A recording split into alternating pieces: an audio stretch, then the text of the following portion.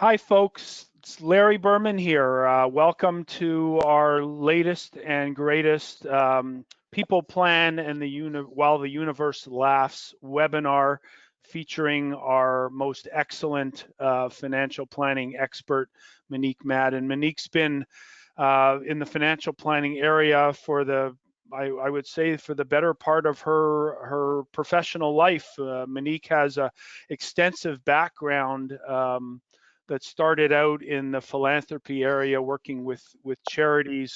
Um, we met Monique about a little over 2 years ago now, and I got an email one day out of the blue, and Monique was looking for someone to extend her unique skill set with, and I think we hit it off from day one. The two charities, for example, that my firm support is Alzheimer's and dementia research at the Baycrest Hospital, as well as cancer research and the Sick Kids Hospital here in Toronto. And sure enough, Monique's experience in the charity world just coincidentally enough happened to be, with those two charities. So we share lots of common interest. Many people don't know this. My first job in the industry almost 35 years ago, hate to date myself like that, but while I was in university, I took a job on a part-time basis working with a financial planner who focused on scholarship plans. It was called the University Scholarship Trust, and our job was to help people invest in their kids' university education. And once I graduated, I took a job as a financial planner, and that's what I did at the beginning. And I learned very, very early in my career, one of the most important things an individual can do is actually understand what their future looks like. From an investment standpoint, what I do in the markets in selecting securities and asset allocation, that's all very, very important because that's the delivery mechanism to achieving some of the returns that people need. But understanding what return you need, what your sensitivity is to life's changes, COVID-19, what is this going to mean for the next decade and beyond in terms of your returns, the low level of interest rates, and so forth. There's some interesting stats, though, around the financial planning world. There was a study done last year, 54% of Canadians have had a financial plan done, and Monique can maybe verify this. I would suspect 90% of people who have had a plan get it, put it in a drawer, and don't really understand the importance of what that plan means for them, and they let the anxiety of market volatility, kind of take over again. So one of the essences of partnering with Monique and building our business, UPotential, has really been the further development of a more holistic approach to the wealth management industry. And what I think is the most important part of what everyone should understand about themselves, their needs and their wants, and their ability to fulfill those for the next 10, 20, 30 years. And folks, you're going to enjoy this presentation quite a bit because, in my humble opinion, keeping in mind that I do work with Monique, that she is one of the best independent financial planners in Canada. So Monique, I will turn it over to you. I didn't set the bar too high for you. There's always room for doing a little bit better, but I will mute myself and turn it over to you. Ladies and gentlemen, welcome Monique Madan. Thank you so much, Larry. Yeah, no, not big shoes to fill at all. I really can't tell you how grateful I am for Larry's mentorship and the fact that he so intimately integrates financial planning strategies into his practice. Larry, I tell you this all the time. I'm really, really lucky to be working with you. By way of introduction, I'm a certified financial planner, financial management advisor, and chartered financial divorce specialist. and I'm the head of financial life strategies at UPotential and ETF Capital Management. So as a financial planning professional, my job is to offer a completely arm's length, impartial perspective on your financial situation. And I think Larry and I both agree that can be incredibly valuable in times of stress. And clients can access my services on a fee-for-service basis through the fee-for-service arm of Quintessence Wealth, which is called UPotential. And I'm also incredibly proud and grateful to offer my services free of charge as part of the suite of services offered to Larry's clients at ETF Capital Management. So a little bit about my background. It's a bit unique. I came to financial planning in a bit of a circuitous way. My undergraduate degree is actually in neuropsychopharmacology, if you can believe it, at the University of Toronto, but very quickly decided that that wasn't the area for me, and I turned to personal finance really right out of the gate. Now, I've worked with high net worth clients, and I've also worked with the very, very vulnerable, and pretty much every conceivable situation in between. So in my nearly 20 years in planning, I would say that if there was one thing that I can offer, it's really some clarity when people are looking to make difficult decisions on how to optimize their financial situations both now and into the future. And I think we can all agree that the current state of the economy and the world means that even more Canadians find themselves having to make tough decisions than ever before. So the discussion today will give you some examples of the scope of the work that we do with our clients. Most engagements start off with what's called a comprehensive financial plan or a financial life strategy as we talk about it at ETF Capital Management. Comprehensive planning spans the gamut of cash management and net worth analysis, an investment review, tax planning, risk management, which both touches upon insurance and debt management, and of course, estate planning. And it's in this broad context that we can help you make really important retirement planning decisions. And interestingly enough, in keeping with what Larry was talking about, it's that context that provides valuable feedback to the investment advisors like Larry so that they can do an even better job for you. Now, I do have some specialized training in the financial planning through divorce. In this specialty, I work with clients and their legal counsel, and I help them to interpret settlement proposals to ensure that the clients who are coming out of this incredibly difficult and disruptive period in their lives and can actually rebuild their lives and their family 2.0, whatever that looks like. Divorce work can take the shape of, your traditional Kramer versus Kramer type adversarial process, but I really prefer to work in a collaborative setting, which minimizes acrimony and basically there's a commitment by all parties that they're going to avoid court. So I think that's a really, really tremendous way to move forward in what can otherwise be such a disruptive period in your life.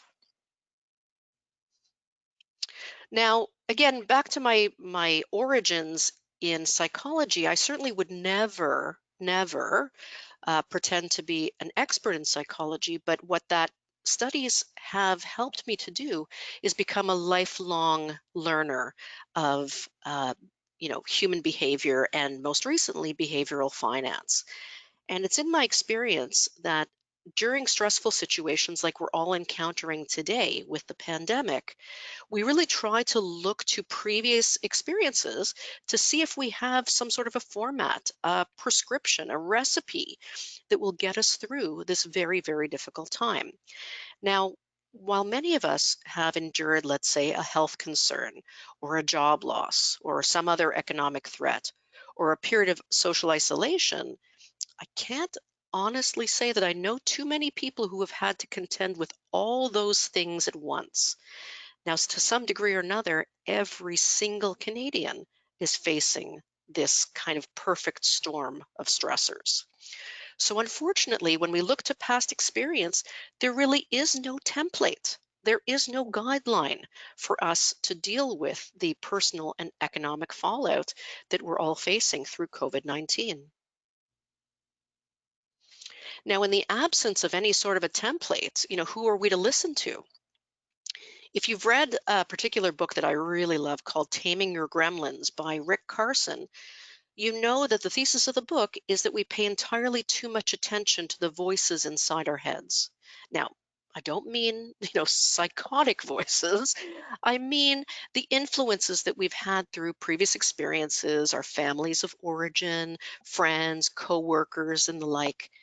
Now, sometimes those voices propel us and inspire us, and sometimes they're really on a negative messaging loop that have been those negative messages have been internalized and influence our belief not only in our own abilities, but in the world around us.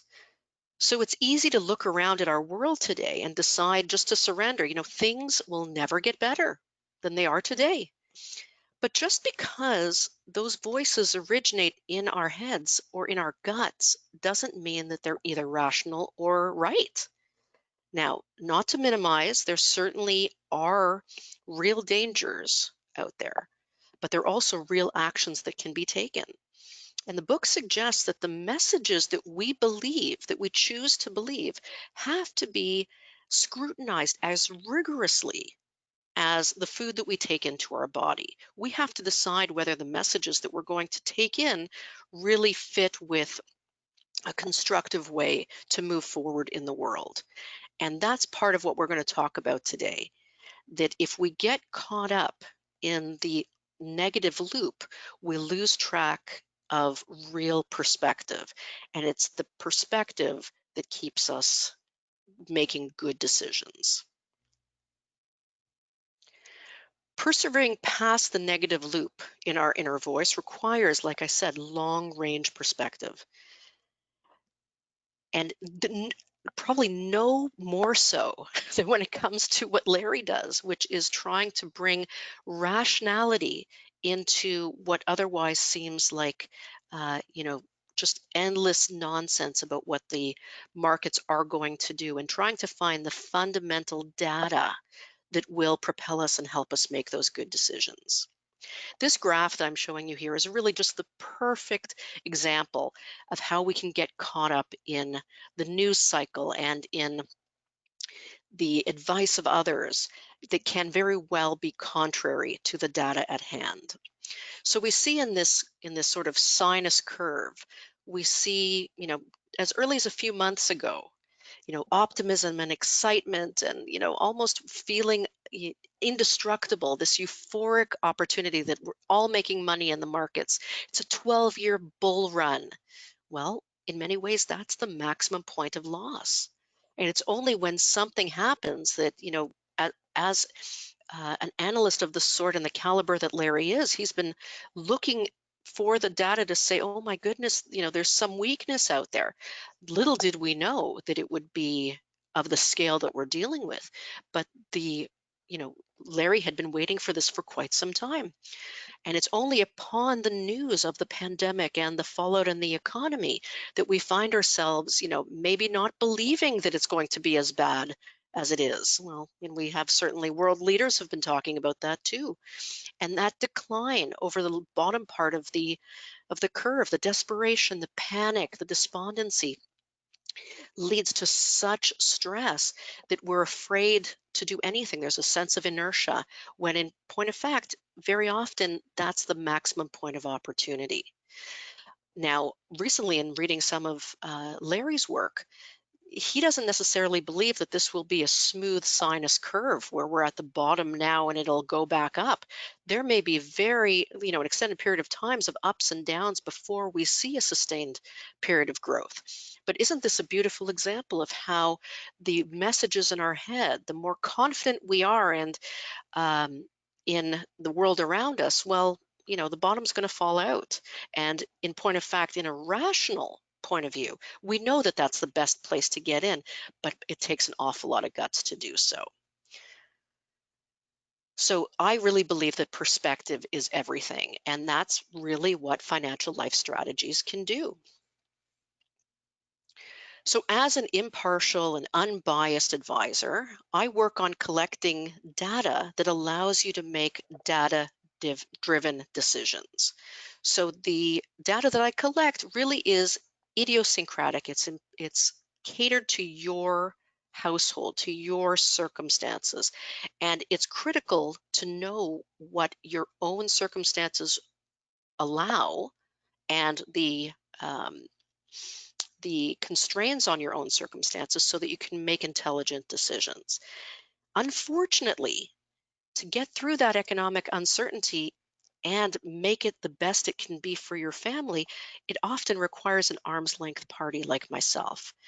So, what we do is we look at your current financial situation, we project it into the future. And when we do so, we do that with very conservative assumptions so that you can make decisions that not only will impact your financial situation through to next week, but through years and even generations to come.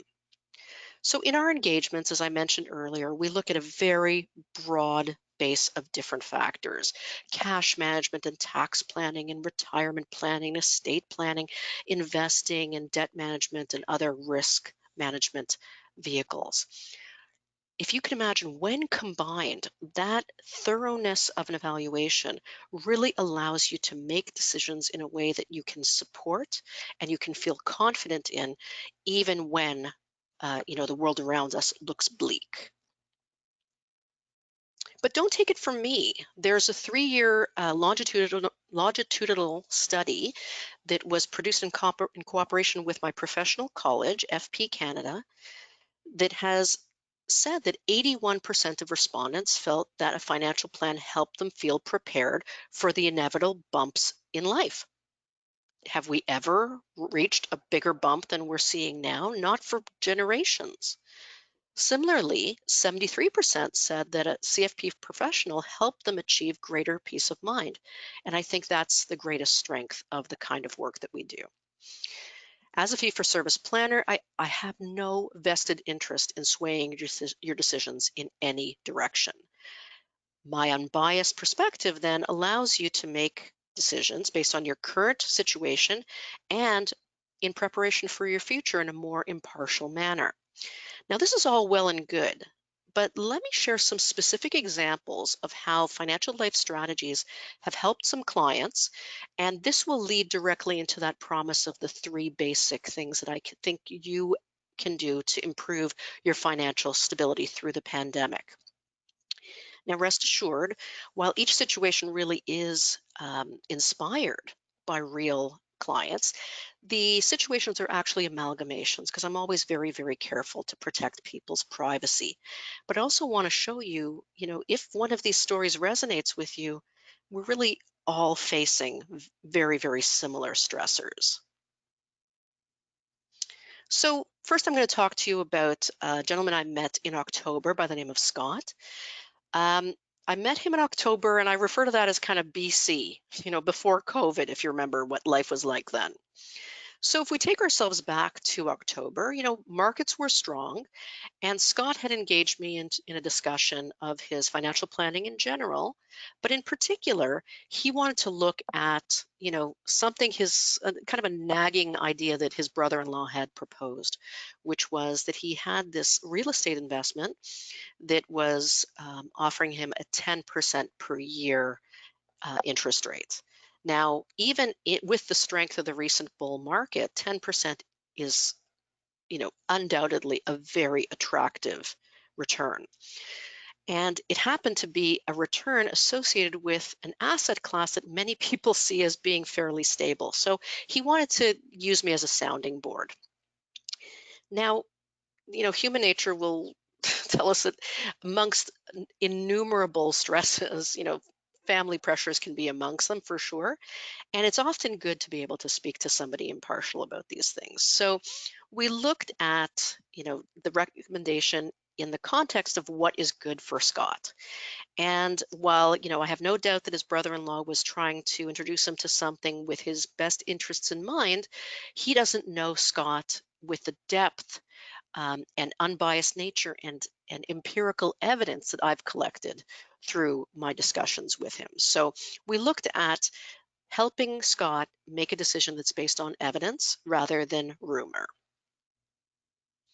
So again, we looked at his net worth, his short and long-term cash flow, tax situations, something called the maximum sustainable budget, or MSB, which is an evaluation of the long-term uh, maximum level of expenditures that a household can endure without running out of money. So it can be a very, very important metric. And we also looked at different risk management issues. Now, in each of these aspects, what we did is we did calculations that gave Scott that empirical information from which he could make his own decision. And again, it's only the calculations that influence the decision. I have no vested interest in swaying Scott one way or the other. So our work together allowed Scott to uncover some really important considerations that are applicable today that we couldn't have anticipated. Nobody anticipated the pandemic.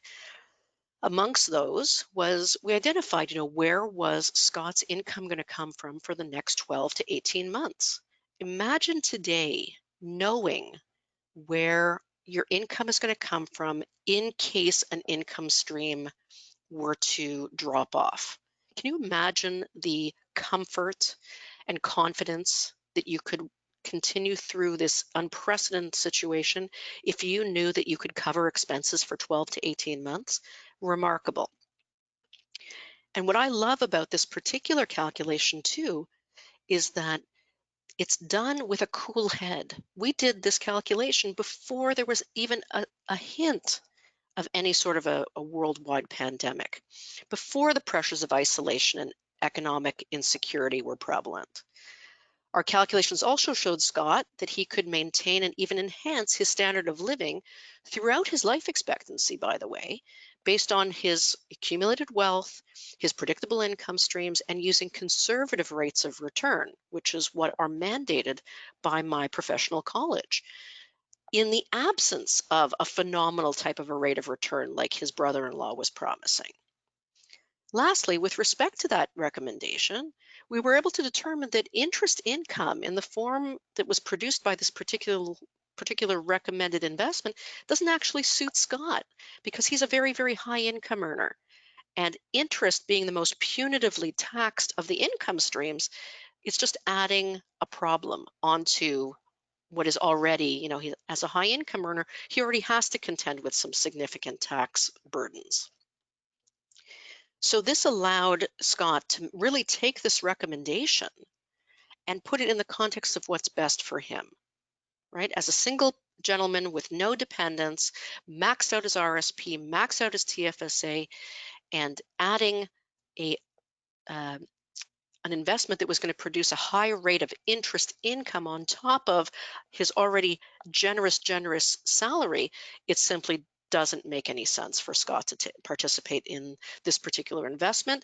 And he can go forward and make that decision and say thank you, but no thank you to his brother-in-law in full confidence. So you might think this plan, having been prepared in October, maybe it's not valid anymore. I mean, certainly it really feels like the whole world has changed. Now, fortunately, I take my cues from my professional college rather than anything in prevailing markets. So I can rely upon FP Canada's, vast bank of research that, in fact, between us, predates my first breath, let alone, entering the career of financial planning. Now, each year, FP Canada mandates the investment returns that we use for our long-range planning. And very often those rates do not resemble the rates that investment advisors actually achieve.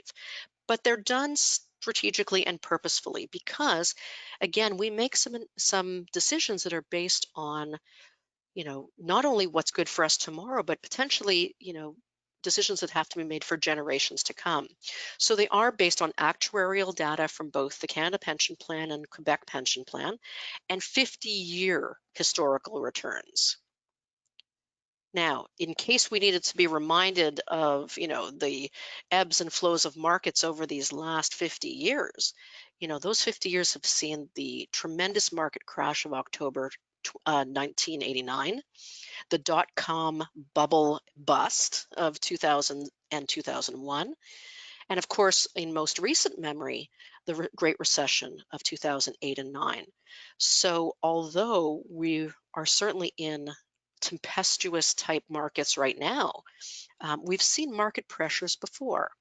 So while you might be tempted to think, we're entering into a completely new era, and no doubt this market cycle will have its own idiosyncratic features, the world has endured economic pressures of this type in the past, and those are factored into the returns and the stress tests that we impose in financial life strategies.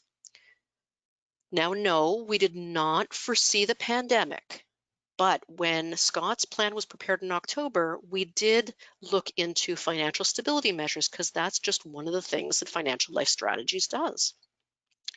What we were able to determine that is critical for today includes things like I mentioned, his cash flow needs through to the end of 2021, focusing on tax planning so that whatever markets do, whether they continued on their bull run or in fact, retreated as they have, that he'd be okay one way or the other. And the most pressing need that we determined for Scott, oddly enough, is not actually a financial planning situation. It's more of a legal issue, which again, in all disclosure, I'm not a lawyer and I don't pretend to be, but it is fundamental to financial stability, which is naming and executing valid powers of attorney. So we'll talk about those a little bit later. So let's look at a different case study. So I'd like you to meet Debbie and Aaron. Debbie's a professor at a renowned university, and Aaron is a small business owner, and his business is incorporated. They're both in their mid-50s, and they came to me in January, and we were about to discuss what to do and how to structure the buyout of the family cottage from Debbie's brother. The cottage had been inherited from their late father 3 years ago and no longer suited Debbie's brother for his purposes. So the question was, could Debbie and Aaron come up with the money, and how could they come up with the money to buy out her brother, because they really would like to keep the family cottage in the family. Now, Aaron mentioned, in passing, as we were trying to align our schedules, which can be something of a treat. When we're trying to align our schedules, the question was, could this hold off for a while? Little did we know what we were going to be facing by way of the pandemic.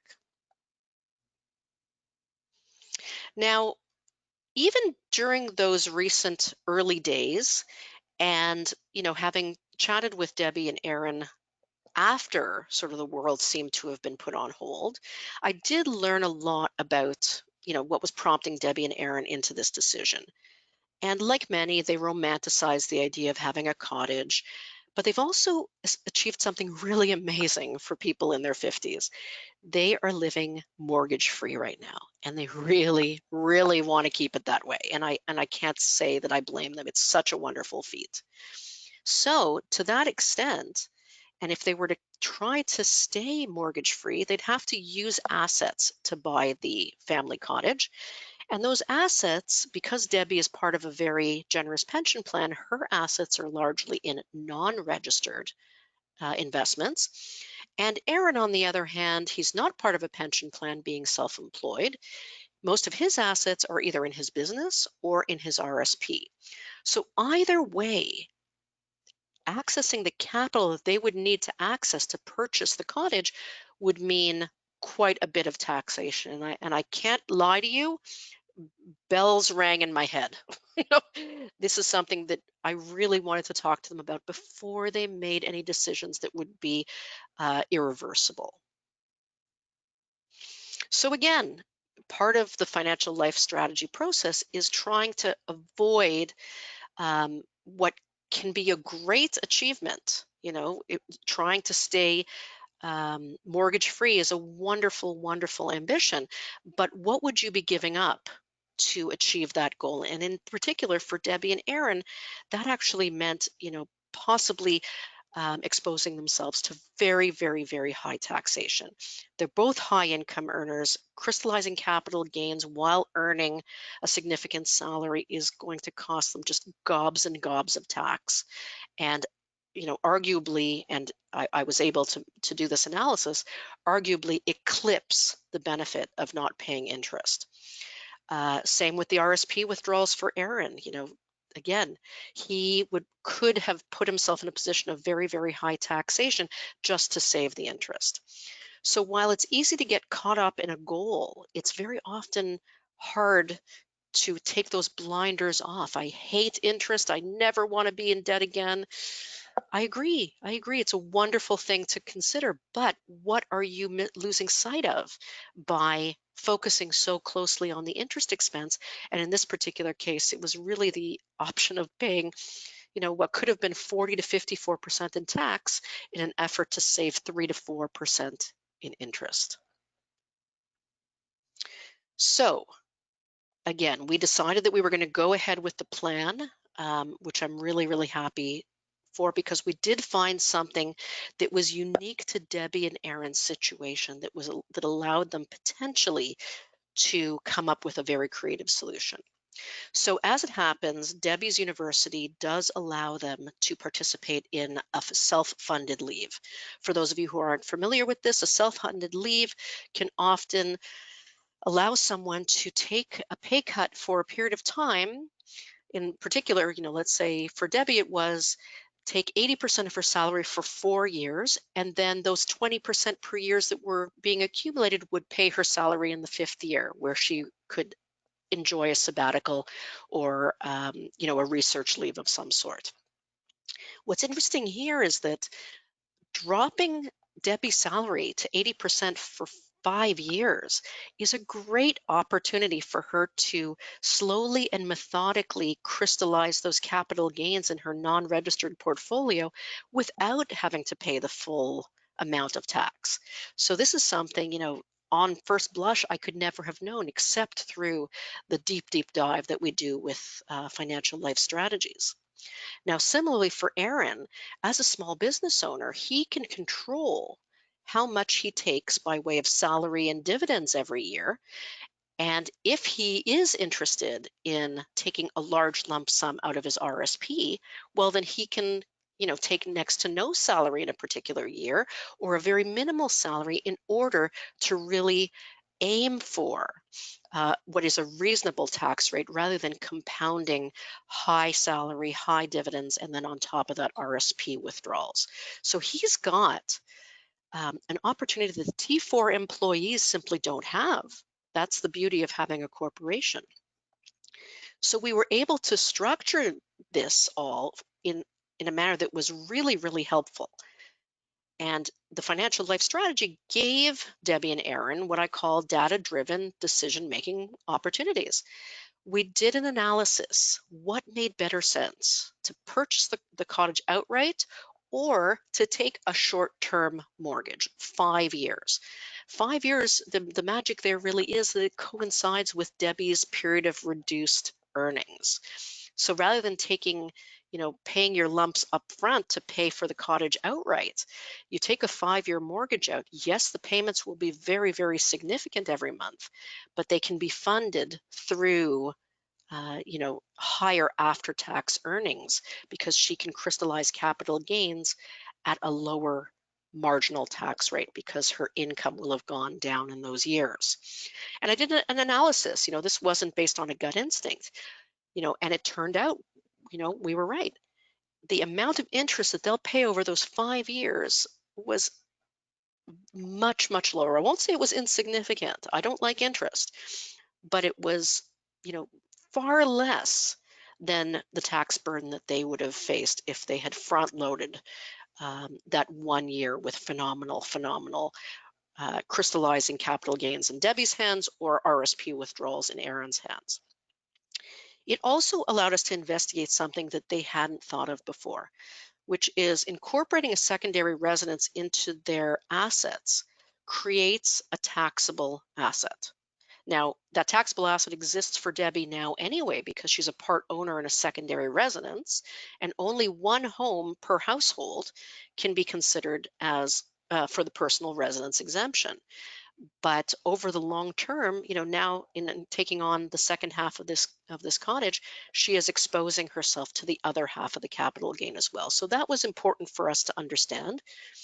And I was able to, just pick their brains and maybe suggest to them that they may want to consider renting the cottage for part of the year. They're not really skiers. They prefer to use the cottage in the warmer days. So during ski season, it's pretty proximal to some really nice places to spend your winter season. They really could have benefited from that, and they really hadn't thought about that. So if you can imagine, there's no question that the pandemic exposed us to putting some decisions on hold. But a lot of what we're talking about here really wasn't related to the timing of the pandemic. So the plan is not, neatly tied up yet. We're still talking about it, but boy, are they happy that they can make some of these decisions in a more knowledgeable manner. Lastly, I'd like to introduce you to Angus. Now, Angus is an existing client, so I've been working with him for some time. He owns a small market research company, and I got to tell you, Angus is just a delight. He is so caring about his clients. His clients are phenomenally loyal to him, and he takes just as good care of his staff. He has a staff of 6 when I last spoke with him. Now, the issue, of course, is that in market research, a lot of the clients have put their projects on hold because there's a ripple effect to the pandemic. So he's really facing what could be potential layoffs. So he's doing everything he can to try to prevent those layoffs. What financial life strategies can also do is create kind of a circle of care around a client. And this is where, I'll sit in with Angus and his conversation with his accountant once a year. And very often I don't actually say anything. I'm just listening for context and getting a sense of what is important to the accountant, because we all bring different voices and perspectives to the table. In our recent conversation, the accountant had just mentioned that the government had proposed some supports for small business owners, the incentives with regards to loans and wage subsidies. So they're certainly looking at all of that, but there was still, this inkling that there might have to be an encouragement of the staff to perhaps job share, and nobody wanted that. So what I suggested was, if there was a situation where either staff had to job share, cut their hours, maybe cut their incomes by 10%. Certainly, believe me, Angus had slashed his salary. That's for sure. That was the first thing he did. But I introduced some out of the box thinking.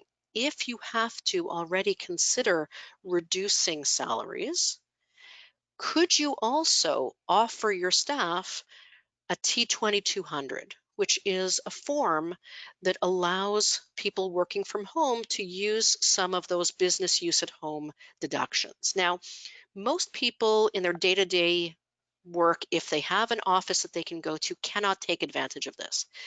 But now more and more people are in a position where if they're continuing to work, they're by default working at home. And this is something that, perhaps he could help. I may have to pull back your salary a bit, but maybe I can help you keep more of it. So this was a really interesting kind of out of the box idea that we came up with. Pardon me. There we go.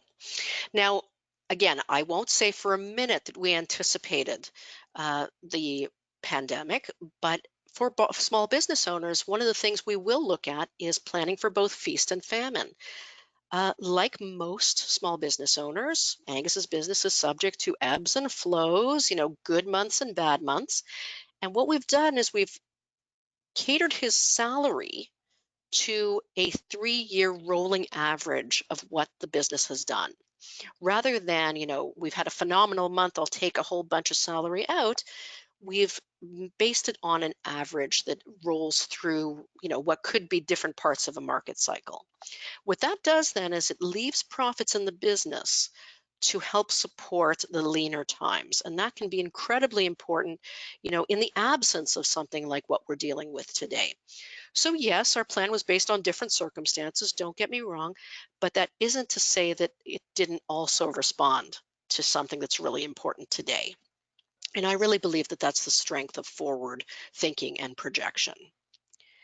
Now tell me, did I mention budgeting even once? No, because I think really the greatest disservice that anyone can make in thinking about financial planning is that it's just about budgeting. It's really a 30,000-foot level review that determines the interplay between what you need now and what you need in the future, thinking both from the perspective of risk and the perspective of optimization. So without further ado, let's look at 3 things that you and your family can do to protect yourself and your lifestyle through the pandemic. Number 1, I beg of you, please, please, please prepare a power of attorney. A power of attorney is different than a will in that a will comes into play when it's not your problem anymore, when you've passed away. So a will is important for your dependents. So yes, phenomenally important. But for you, a power of attorney is even more important because it tells the financial and the medical community who you would select to speak for you if you couldn't speak for yourself due to illness, injury, and in some limited cases, people will execute a power of attorney for a transaction if they're going to be away from the country. But that's not necessarily what we're talking about here. We're talking about the more enduring type of powers of attorney. Now, remember, even if you share a last name with someone, so my husband and I, we share a common surname. The financial community will not take that as good enough evidence that I want him to access my bank accounts, at least not since the privacy legislation was introduced. So if you want someone to have access to a bank account so that they can pay your bills, if you couldn't do so for yourself, you'd either have to put them as a joint owner of that account, which has its own problems, or you'd have to execute a power of attorney. And it does not need, even though there's attorney in the name, it does not need to be executed by a lawyer. So many, many provincial offices will have power of attorney kits, and you can simply download them and execute a power of attorney on your own.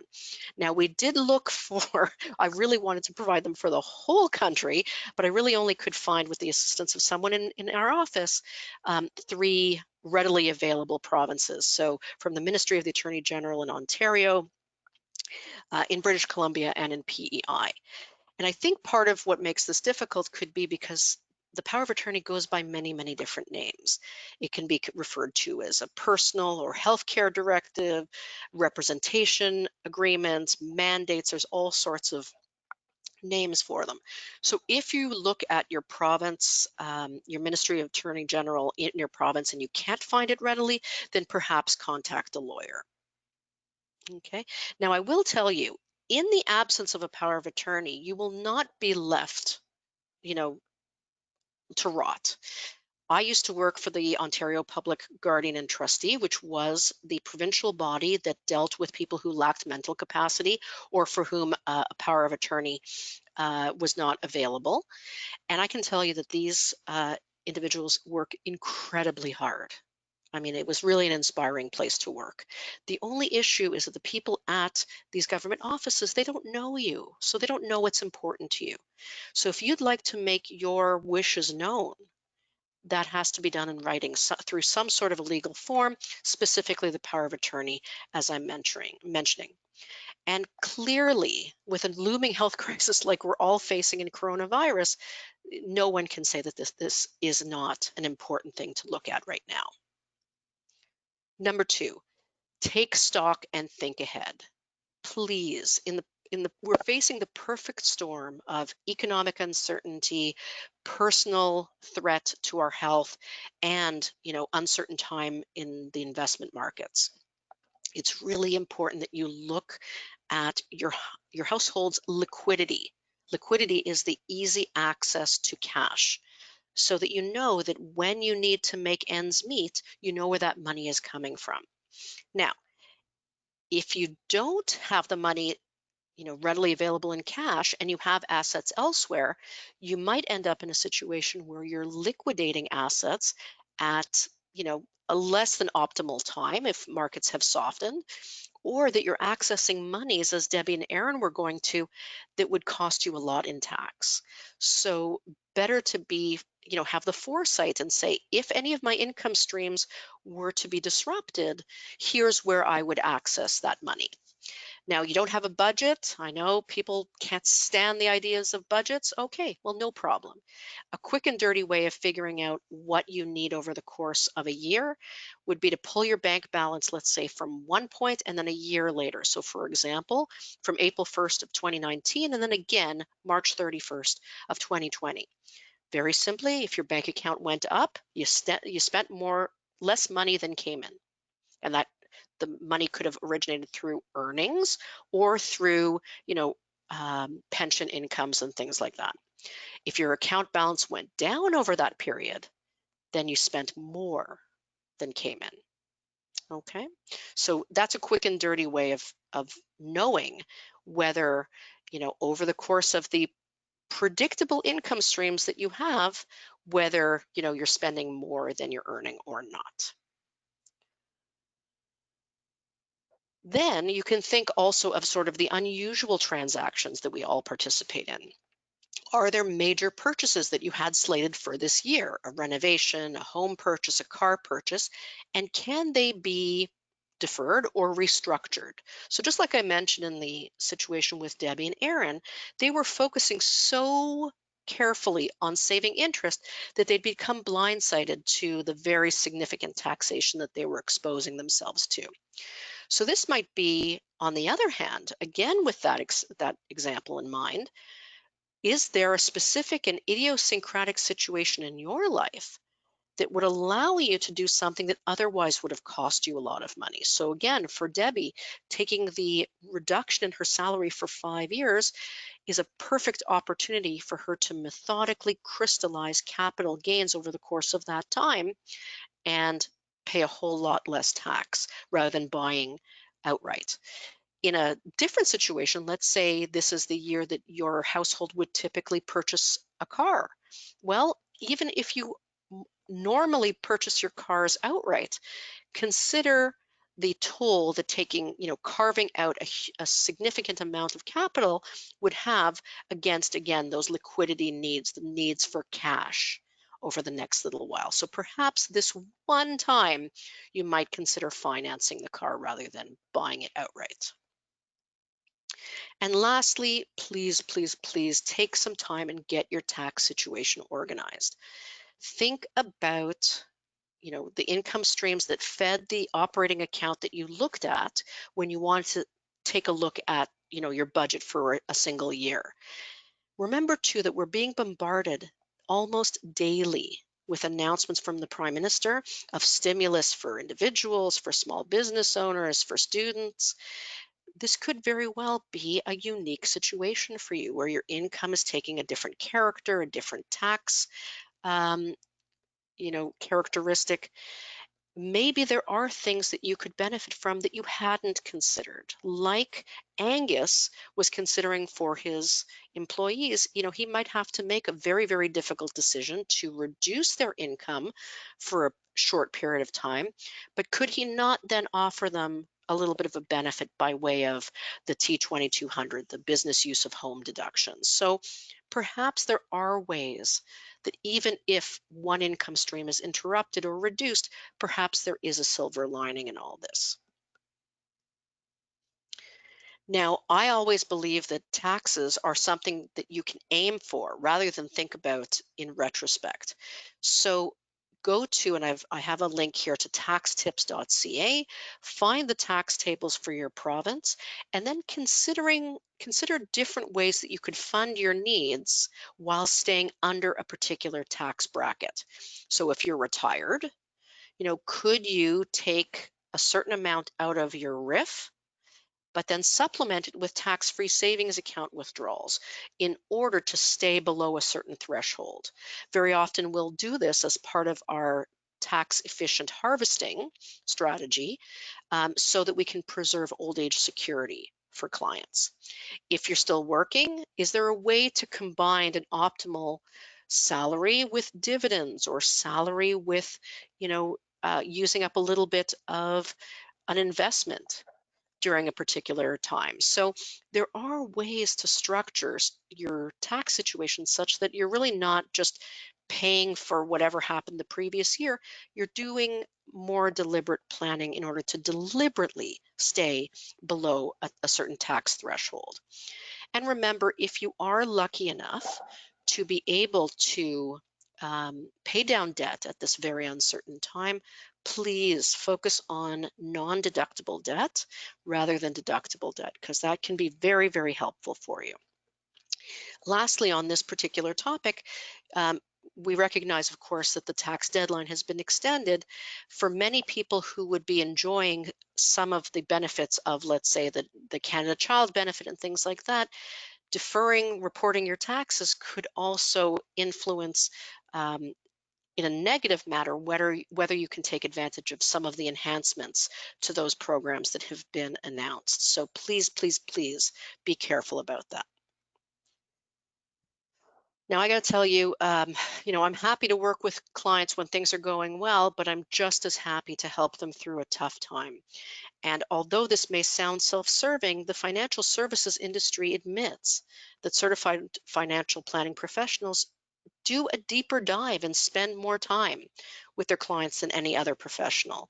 Investment advisors, and Larry in particular, because he's so intimately integrated financial life strategies into his practice, can often appreciate the thoroughness of the understanding that we come away with, because it enables the clients and the advisor to make better decisions.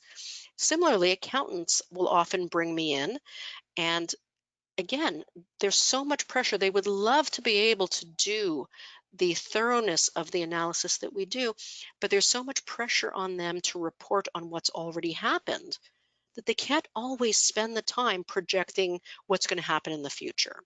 And that insight is exactly what a CFP professional brings to the table and can be an invaluable resource in making good decisions. Lastly, clients appreciate having somebody unbiased who really will do calculations that themselves will be the clues to what those good decisions are when there are competing objectives at hand. Now, the plan itself is front-loaded in effort, don't get me wrong, but what we achieve is such a depth of understanding that it makes those inevitable follow-ups, be it for good reasons, because something great has happened, or, in times of trouble, they make them so much easier, and because we've done such a good job on the front end. Now, don't get me wrong, I can't stand the questionnaires and things like that. That's not what we're talking about here. I'll do the heavy lifting, but I do a very, very thorough review at the front so that as life happens, I can make those intelligent adjustments for you. Now, even when your plan's complete, life doesn't stop. Your circumstances evolve, your life evolves, so we monitor on a yearly basis. Now, some changes that would prompt a plan will be, of your own doing, a marriage, a child, a promotion, the interest in upgrading a home. And sometimes they'll happen, heaven forbid, through a financial or a health crisis. Either way, we will want to make adjustments to the plan that both reflect your personal circumstances and, of course, annual budgets, federal budgets, economic statements, things of that nature. So we want to make sure that the strategies that you're doing now, you're not following blindly, that we're adjusting them, in keeping with those market forces. So this time tomorrow, you're going to get a survey from which we can gather feedback so that we can improve these offerings in the future. You know, if you've enjoyed Larry's seminars, as I know I have, or if you enjoyed this seminar today, it's really on the backs of giants before us because we've accumulated such a wealth of information on how to improve ourselves. You'll also, upon completing the questionnaire, this feedback survey, you'll get the slides from today's event and a link where you can stream the webinar or share it if you'd like, review concepts that we've talked about and things of that nature. Lastly, you'll also get information on how to connect with us if you do want to inquire about a financial engagement for yourself or for your family. So thank you so much for your time and attention today. Like I said, a recorded version of the seminar will be made available soon. And please, if I can be of any service, please don't hesitate to contact me. It would be my pleasure to help in any way that I can. And I do hope that you stay safe and that we get past this together and meet one another face to face, perhaps someday soon. Be well, and I do hope we talk again soon.